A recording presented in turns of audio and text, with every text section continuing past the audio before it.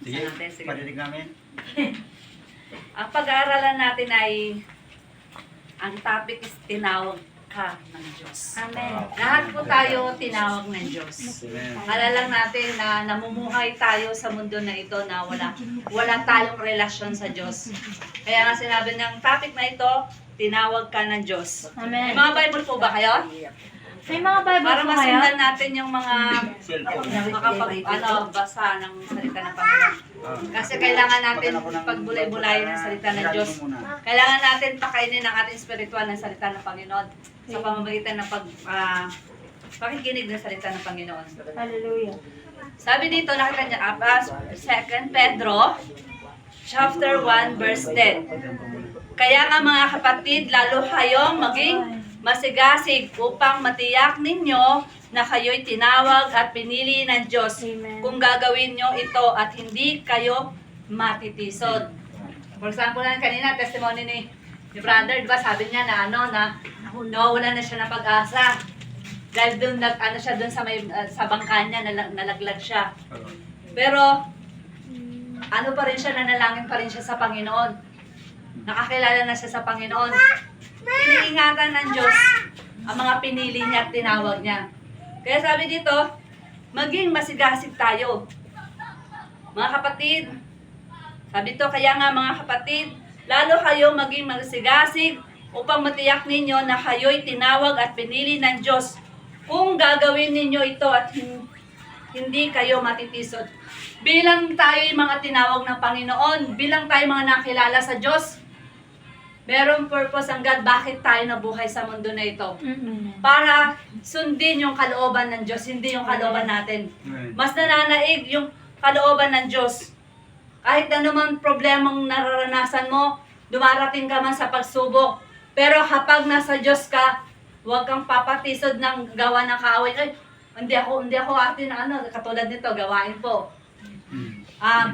Sa busy mo na nasa mayroon kang pagkabisihan.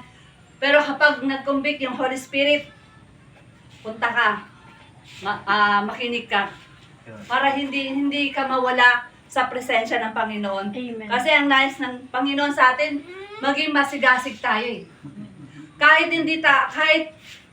na gaano man tayo sa pakikinig ng mensahe ng Panginoon, maging masigasig po tayo. Nakikita po tayo ng ating Panginoon. Kasi itong mundo na ito, tungtungan lang ng ating Panginoon. Amen. Kitang-kita niya ang ating mga ginagawa. Kaya maging masigasig tayo sa gawain ng ating Panginoon. Praise the Lord. Hindi po natin ito ginagawa sa tao, kundi sa Diyos. Amen. Nakikita niya yung mga buhay na tinatahak natin sa mundo na ito. Kaya patuloy tayong lumapit sa Panginoon at gawin yung kalooban ng Panginoon sa atin. Kung bakit tayo pinili, tinawag ng Diyos, may purpose ang God para sa atin. Amen. Una, number 1, pinili ka ng Diyos. Buksan niyo po yung John chapter 15 verse 16. John 15. Sabi niyo muna po. Yan. Ano may? John 15. John 15 verse 16. John 15, 16. Okay na, nahanap niyo na po. John 15 verse 16. Sabi dito, hindi kayo ang pumili sa akin. Ako ang pumili sa inyo. Hinirang ko kayo upang kayo'y mamuhay at mamunga at manatili ang inyong bunga. Sa gayon, ang anumang hiningi ninyo sa Ama, sa akin pangalan ay ibibigay ko sa inyo. Amen. Amen. Hindi ang Diyos, hindi ang kung paano, tayo yung ang Diyos ang pumili sa atin. Hindi tayo yung pumili sa Diyos, kundi ang Diyos ang pumili sa atin. Yeah. Tinawag ka niya, pinili ka niya, mahal ka kasi ng Diyos, Amen. kaya pinili ka niya. Hindi ka pa pinapanganak, plano na ng Diyos na ikaw isilang para meron siyang nais na gampanan ka sa mundo na ito. Amen. Alam mo lang na nasa mundo ka na to, namumuhay ka, na wala kang pagkakilala sa Diyos, pero darating ang time, yung mo pala, buhay mo pala, ay nakalaan sa Panginoon. May plano ang Diyos, pinili ka ng Diyos. Kasi ganun kanya kamahal. Tayong lahat minamahal ng Diyos. Kaya kapatid, kapag pinili ka ng Diyos, huwag ka nang lalayo. Amen. Huwag ka nang lalayo sa presensya ng Panginoon. Kapag nakilala mo na ang Panginoon, magpatuloy ka lang. Amen. Kasi hindi lahat pinili ng Ama. Yung mga mayroon lang pagmamahal sa Diyos, yung mayroon lang relasyon sa Diyos, yung mayroon pag-ibig sa Diyos, ang kanyang mga anak. Amen po ba? Amen. Hindi naman pipili ng Diyos yung wala kang relasyon sa Kanya eh. Pero kapag lumapit ka sa Kanya, nagkaroon ka ng relasyon sa Diyos, doon mo maunawaan, ay, pinili pala ako ng Panginoon. Tinawag pala ako ng Panginoon. Kaya iniingatan ng Panginoon ang mga nagmamahal sa Kanya. Amen. Kaya kapatid, sobrang pagmamahal sa atin ng Diyos sa cross ng Kalbaryo. Tinubos tayo sa ating mga kasalanan. Ganon tayo kamahal ng ating Panginoon. Kung tatanggapin natin ng ating Panginoon at magkaroon sa Kanya ng relasyon, maunawaan mo, may plano pala ang Diyos para sa ating lahat. Amen. Praise God. Yung iba, hindi natin, di ba pagka wala ka pa sa Panginoon, hindi mo alam yung tinatahak mo sa mundo na ito kung saan papunta.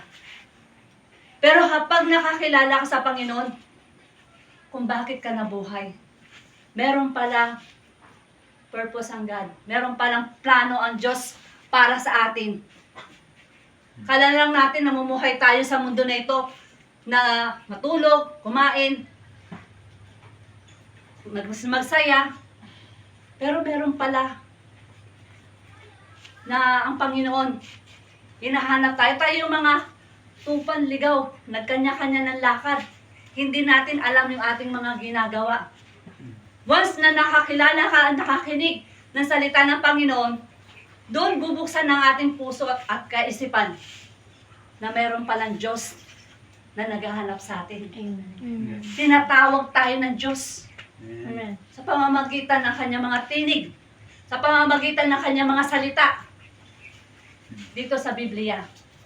Sabi niya, bubuksan ko ang kaisipan ng mga tao, ang puso, yung matigas na puso, palalambutin ko. Amen. Kaya sa ating Panginoon, once na tayo nakakinig ng salita ng Panginoon, yung Holy Spirit ang siyang kumikilos. Amen po ba? Amen. Kaya kahit matigas ka, na nakakinig ka, ay hindi ako Pero kapag hinipo ka ng Panginoon, darating ang time, tinaniman ka na ng mensahe ng Panginoon. Darating ang time, tatapikin tayo ng Panginoon sa pagsubok. Doon tayo tatawag sa Diyos. Tatawagin niya tayo sa ating mga buhay. Amen po ba? Kaya nga sinasabi ng Panginoon, hindi kayo ang tumili sa akin. Ako ang tumili sa inyo. Hiniram ko kayo upang kayo'y humayo at mamunga. Amen. Yung pakikinig nyo ng salita ng Diyos, namumunga na kayo sa mga mensahe ng Panginoon. Dati nasa kapitbahay ka lang, napapakinggan mo na. Noon namumunga na yung Holy Spirit ng Panginoon, mga salita niya, nandiyan ka na. Nagbe-praise hallelujah. Ganon ka pinili ng Diyos. Amen. Kaya napakabuti ng ating Panginoon, namumunga tayo kapag tayo nakakakinig ng mensahe ng Panginoon. Bakit minsan sasabihin mo sa sarili mo, parang ako yung tinamaan Revelation ng God yan. Pag naramdaman mo sa puso mo, sa isip mo, habang nagme-message ang mga salita ng Panginoon, nanginginabot ka, bakit ganito yung naramdaman ko? Yung Holy Spirit nagkukumbik sa atin. Kasi tatawagin ka ng Diyos. Gano'n man katigas ang ulo mo na babaliwalain mo ang Panginoon, tatapin ka pa rin ng Panginoon. Amen po ba? Amen. Kaya kailangan mamunga tayo. Ano mang hiningi natin sa Diyos, ibibigay yan, magtiwala ka lang. Amen. Lahat ng hinihingi natin sa Diyos, ibibigay yan. Hininga mo, meron ka eh. Nakakakita ka nga, meron ka eh. Nakakakilos ka, nakagalaw ka. Galing sa Diyos ang lakas mo. Amen po ba? Lahat ng lakas natin galing sa Diyos. Kapag wala ka ng hininga, yun na, doon na yung time na kung saan ang punta mo. Kung nakakilala ka sa Panginoon, doon ka sa presensya ng Panginoon. Kung hindi ka nakakilala sa Diyos, iba ang destination Yeah. ng hindi nakakilala sa Panginoon. Amen po ba? Amen. Tama. Next po, kaya kailangan lang natin na hihingi tayo sa ating Ama sa pangalan ni Jesus Christ. Amen. Dahil pinadala siya dito para tayo maniwala. Amen. Naligtas tayo sa ating mga kasalanan. Naligtas tayo sa mga gawa ng kaaway. Pero kapag lumapit ka sa Diyos, humingi ka ng tawad, tayo patatawarin. Kaya nga ibinigay ang kaisa-isang anak upang tayo magkaroon ng kaligtasan. Amen po ba? Kaya kung anumang hinihiling natin, ibinibigay ng Diyos. Huwag kang magsawang humingi sa Diyos. Kasi ang Diyos, mayaman. Kaya niya ibigay sa'yo lahat. Basta yung pagsunod mo sa Kanya, the more kang sumusunod sa Panginoon, the more mo kinikilala ang Panginoon, kumikilos ang Diyos sa'yo. Pagpapalain ka ng Diyos. Pero kung the more kang lumalayo sa Diyos, inaalis niya ang pagpapala. Inaalis niya lahat. Kaya napakalaga na tayo'y tinawag ng Diyos, pinili ng Diyos. Amen po ba? Yes. Amen. Seek the Lord with all your heart. Sabi dito, pinili ka ng Diyos upang mamunga at ang inyong bunga ay manatili. Manatili tayo sa Diyos. Huwag tayong hihiwalay. Tayo yung mga nakakakinig ng mensahe ng Panginoon, manatili tayo sa Kanya. Huwag tayong bibitiw. Ano man pagsubok na nararanasan natin, huwag tayong susuko. Tumawag tayo sa ating Panginoon. Amen. Amen po ba? Palakpakan natin ang Panginoon. Next, pinili ka at tinawag ka ng Panginoong Jesus upang mamunga. Gusto ka ng Diyos, kaya tinawag ka niya. Mahal na mahal ng Diyos, kaya pinili ka niya. Gusto tayo ng Panginoon. Minamahal tayo ng Diyos. Tayo lang minsan lumalayo sa Diyos eh. Tayo lang minsan, pag nasa busy ka na, tumatalikod na tayo sa Panginoon. Hindi na natin inuuna ang Panginoon. Gustong gusto tayo ng Diyos. Mahal na mahal tayo ng Diyos. Kala lang natin, dumating tayo sa pagsubok. Lord, ayoko na. Simula na kilala kita, Lord, parang lalong dumarating ang pagsubok. Pero tinetesting pala tayo ng Panginoon. Kung gaano katatag ang pananampalataya natin sa Kanya. Tayo ba susuko o magpapatuloy sa ating Panginoon? Amen po ba? Sabi mo sa katabi mo, mahal tayo ng Diyos. Mahal tayo ng Diyos. Amen. Kaya sabi niya dito, upang mamunga tayo, kailangan natin manatili sa Panginoong Jesus. Kailangan sumunod sa Kanyang kalooban. Sapagkat hindi tayo mamumunga kung hihiwalay tayo sa Kanya. Amen. Amen. Ang nais ng Diyos sa atin bilang tayo nakakilala, manatili tayo sa Kanya.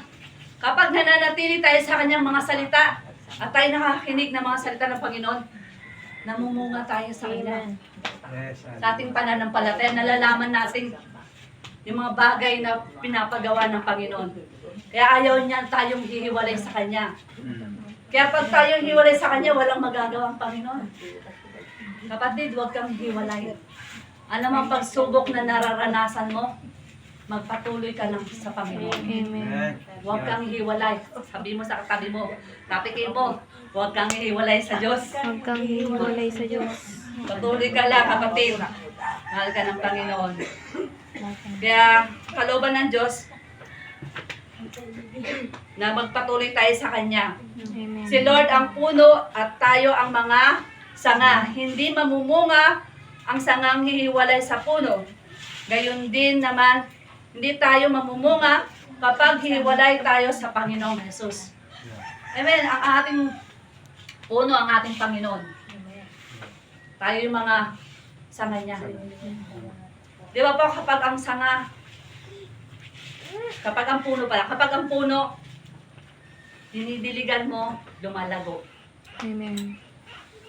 Ganon din sa ating buhay. Kapag hindi mo na nadiligan, namamatay. Ganon din ang spiritual natin sa Panginoon. Kapag wala tayo sa Diyos, namamatay. Ang mga sanga, ang mga puno, ang wala sa Panginoon. Amen po ba? Amen. Yes. Tayo yung mga mga sa Panginoon na kailangan natin na mamunga tayo. Kailangan natin na tayo yung magbabad sa pananalangin para lumago yung ating spiritual, para lumakas ang ating spiritual na relasyon sa Diyos sa pamamagitan ng pagtawag natin sa Panginoon. Napakahalaga po ang laging manalangin. Amen. Napakahalaga po ang laging magbasa ng Bible. Dahil ang Diyos nangungusap sa bawat pagbabasa natin ng salita ng Panginoon. Amen. Yun ang nais ng Panginoon sa atin, na tayo mamunga ng mga salita niya. Na tayo magbahagi ng mga salita ng Panginoon. Sa mga kamag-anak, sino pa po sa mga kamag-anak na hindi pa nakakilala, kailangan po sila ma-share ng Word of God. Bakit po? Need din nila ng kaligtasan. Kasi lahat po, sabi niya nga ng Panginoon, ang isang pamilyang makakilala, ang isang buong sambayanan ay maliligtas. Kailangan natin ibahagi ang salita ng Panginoon upang mamunga tayo sa ating Panginoon. Ano-ano ang mga bungang makukuha natin ng marami? Ito po number 1. Unang-una, number 1, eternal life. Ang buhay na walang hanggan na pinagkaloob sa atin ng Panginoon. Kagalingan, kapayapaan, pag-aalaga sa atin ng Diyos. Ano po ba yung kagalingan, pag-aalaga sa atin ng Panginoon? Kalakasan. Amen. Lahat ng may lakas tayo ay galing sa Diyos. Lahat po yan. Yung lakas natin, galing sa Diyos po yan. Amen po ba? Amen. Lahat ng may lakas tayo galing sa Panginoon. Kagalakan. Yung mga galak na ano natin, kasiyahan, galing sa Diyos yan. Kapag malungkot ka, bibigyan ka ng kagalakan ng ating Panginoon. Kapag may sakit ka, bibigyan ka ng kalakasan ng ating Panginoon. Amen po ba? Amen. Kaayusan, kapag may problema ka sa family mo, o saan man ang problema mo, wala kang ibang tatawagin kundi ang Panginoon sa ating buhay. Amen po ba? Amen. Inaayos niya ang lahat ng problema. Gaano man kabigat ang problema na naranasan mo, tumawag ka sa Diyos dahil tutugunin niya ang lahat ng mga panalangin po natin. Amen po ba? Palampakan natin ang Panginoon. Amen. Protection. Tayo piniprotektahan ng ating Panginoon. Sabi nga sa awit 91, ang Diyos ang mag-iingat sa atin. Siyang naghahanggap na pagkupkop na kataas-asan, makapangyarihan ay makapagsabi kay Yahweh, mugot ikaw ang aking Diyos. Ang Diyos tangi kong pinagkakatiwalaan sa panganib at bitag, ikay kanyang ililigtas. Ano mang matinding salot, ay di ka magdaranas. Amen po ba? Amen. Pinoprotektahan tayo ng Panginoon. Kahit saan tayo pumunta, simula yung tinanggap natin, yung Holy Spirit ng Panginoon, nananahan sa atin. Yan ang gabay natin sa ating Panginoon. Next, Yes, hallelujah. protection panghabang buhay. Pagpapala, ano mang meron tayo, galing sa Diyos. Lahat ng meron tayong bagay, galing sa Kanya. Amen. Kailangan natin na sa bawat mga pagpapalang nararanasan natin, magpasalamat po tayo sa ating Panginoon, buhay pa tayo. Yung iba, patay na. Bata pa lang, kinukuha na. Yung pamilya, yung mga mahal niyo sa buhay na wala na, tayong mga buhay, magpasalamat tayo at ibigay sa Kanyang papuri at pasasalamat. Amen po ba? Amen. Pagpapala at kaligtasan. Ligtas tayo sa araw-araw. Lord, salamat, iniingatan mo ako. Lord, salamat, may hininga pa ako. Kasi meron nais ang Diyos na ipagawa sa atin. Nais ng Diyos magkaroon ka sa Kanya na relasyon. Gusto mo ba namumuhay tayo sa mundo na ito? Darating ang time, anong ginawa mo sa lupa? Tatanungin tayo ng Panginoon, anong ginawa natin sa lupa? O ano daw ginagawa natin sa lupa? Siya rin gagawin. Kung gumagawa ka ng mabuti, sa langit ka. Kung magawa ka ng masama, sa impyerno. Amen po ba? Amen. Nais ng Panginoong Jesus na manatili sa atin ang bunga na yan. Kaya't huwag tayong mag-atubiling sumunod sa kanyang kalooban upang makamtan natin ang bunga na ipagkaloob ng Diyos. Amen po ba? Yes. Kailangan natin manatili tayo sa ating Panginoon at sumunod sa kalooban ng Diyos. Amen. Ang nais ng Diyos sa atin, magkaroon tayo sa Kanya ng kaugnayan. Huwag tayong tatalikod, huwag tayong bibiti, huwag tayong manawa. Huwag tayong manawa sa pakikinig ng mensahe ng Panginoon. Huwag tayong manawa, magsimba. Kasi lahat ng paghihirap natin dito, sumusunod tayo sa ating Panginoon, may pagpapala. Darating na pag tayo kinuha ng Panginoon, lahat po ng hirap natin dito, nararanasan may pagpapala. Amen. Amen po ba? Amen. Kaya kailangan natin magkaroon una relasyon sa Diyos. Napahalaga po ang relasyon. Hindi po makakaligtas ang reliyon, kundi relasyon natin sa Diyos. Napahalaga po ang relasyon sa Diyos. Yan ang pinapaalala sa atin ng Panginoon. Walang makakaligtas ng reliyon, kundi relasyon mo sa Diyos. Amen. Amen po ba? Kaya napahalaga po ang relasyon at pagsunod sa Kanya. Obedient. Ang mga lawa, obedient po. Maging obedient tayo sa Panginoon. Kahit na inaantok ka na, pero nandiyan ka pa rin, nakaupo. Pagsunod mo pa rin yun sa Panginoon eh. Kaya napakabuti at tapat ng ating Panginoon. Pangatlo, be still. Manatili tayo sa ating Panginoon.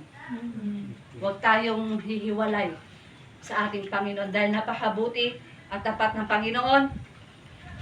Yung ginawa ko dito, conclusion po Ang nais ng Diyos bilang pinili at tinawag niya upang maglingkod tayo sa Kanya. Habang tayo nabubuhay at sa mundo, sa Kanyang kalooban, huwag mong hayaan na ikay lumayo sa Diyos.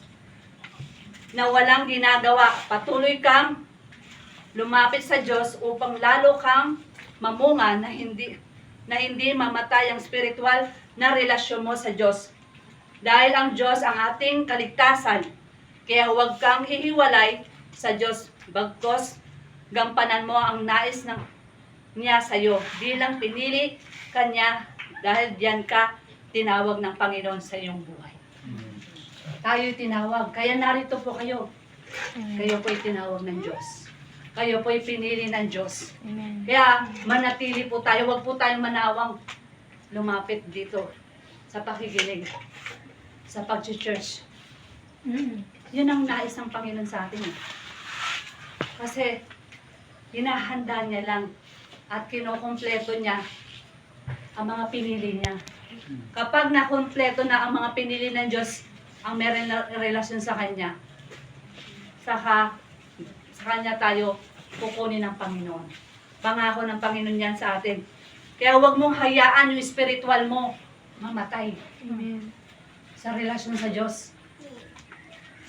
Dapat po, buhay po yung ating spiritual sa pagpapadala ng kaluluwa sa mga kapitbahay. Uy, magandang makinig ka, masarap sa Panginoon na mahal tayo ng Diyos. Kaya napakalaga po yung bilang tagapagsunod ng ating Panginoon. Sumunod tayo sa ating Panginoon kung anong nais ng Diyos sa atin. Na pinili tayo ng Diyos. Huwag kang tatalikod. Ako po Ito po, testimony ko po sa inyo. Yung hindi pa ako Christian nun. Pero may plano pala ng Diyos bakit ako binuhay. Nag-attempt din na ako ng suicide. Dahil sa problema sa asawa ko na paulit-ulit na ginagawa. Minom na ako ng lason nun. Pero nung pag-inom ko nun, hawak ko na po nilagay sa mind ko ng God. Pero lagi po ako nananalangin nun. Lagi ako nang hihingi ng prayer. Nagpipray po ako sa Panginoon. Inumin ko na yung lason. Nilagay ng Lord sa mind ko, huwag mong gawin yan. Nabitawan ko po yun. Kasi meron pala planong Panginoon. Bakit ako narito? Bakit ako binuhay ng Diyos? Bakit tayo binuhay ng Diyos? May purpose ang God. Meron pala siyang nais na ipagawa sa atin. Kaya habang tayo nabubuhay, magpagamit tayo sa Diyos.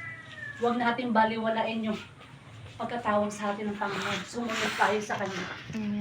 Ang nais ng Diyos, dumating man na kunin tayo ng Diyos, may nagawa tayong paglilingkod sa Panginoon. Amen. Yun po ang nais ng Panginoon sa atin. Kaya napakabuti at tapat ng Panginoon. Pinili tayong lahat. Mahal kasi tayo ng Diyos. Ang nais ng Diyos sa atin, maligtas tayo. Amen. Di ba po kung hindi nilagay ng Lord sa mind ko, yung inumin ko lason, siguro wala po ako dito sa harap po ninyo. Ganon po tayo kamahal ng Panginoon. Yun po, sa Diyos po ang lahat ng kapurihan. Tayo po manalangin. Ayaw mo po tayo manalangin. Amang Diyos na makapangyarihan. Kaya to God. Ikaw ang lahat ng bagay may hawak ng aking buhay, Panginoon. Sa araw na ito, Panginoon, patawarin mo po kami, Lord, sa aming mga nagagawang kasalanan. Di man ito sinasadya sa isip, salita at sa gawa ng Jesus' name. Salamat, Lord, sa mensahe mo. Salamat, Lord, na kami pinili mo, Panginoon. Amen. Salamat, Lord, sa kaligtasan na pinagkatubos sa amin, Panginoon. Amen. Salamat, Lord, sa pagmamahal mo.